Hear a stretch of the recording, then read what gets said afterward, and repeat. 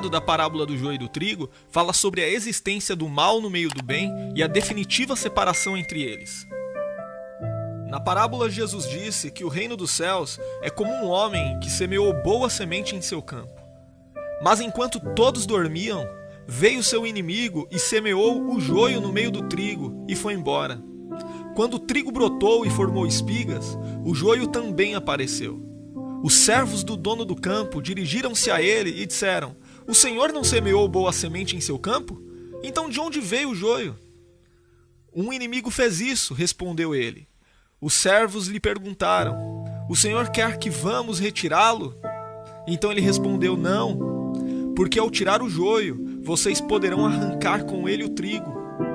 Então o dono do campo disse: "Deixem que cresçam juntos até a colheita, o trigo e o joio.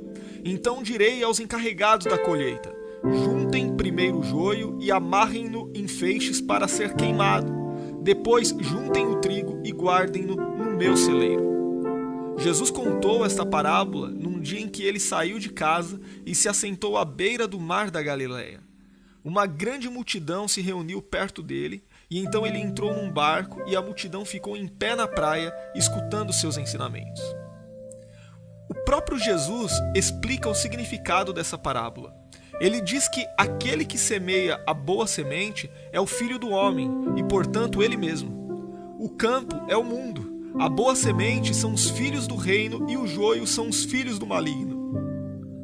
O inimigo que semeou o joio é o diabo. A ceifa é a consumação dos séculos e os ceifeiros são os anjos.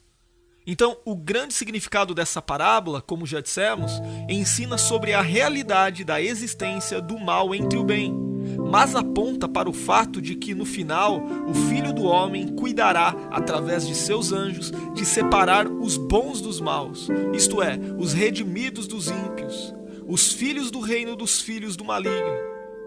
Os bons entrarão na bem-aventurança eterna ao lado de Deus, enquanto os maus serão lançados num lugar onde haverá choro e ranger de dentes, isto é, o inferno.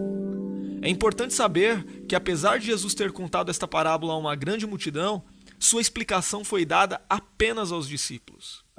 Aqui nós podemos pensar em algo muito importante. Satanás se empenha em falsificar a mensagem do Evangelho, de modo que seus representantes se misturam no meio do verdadeiro povo de Deus. Aqueles que professam o falso Evangelho e servem como agentes de Satanás se parecem com o trigo, mas na realidade são ervas daninhas. Por mais que o joio cresça no meio do trigo, essa aparente união não será definitiva. Por ocasião do juízo, os filhos de Deus e os filhos do diabo serão permanentemente separados.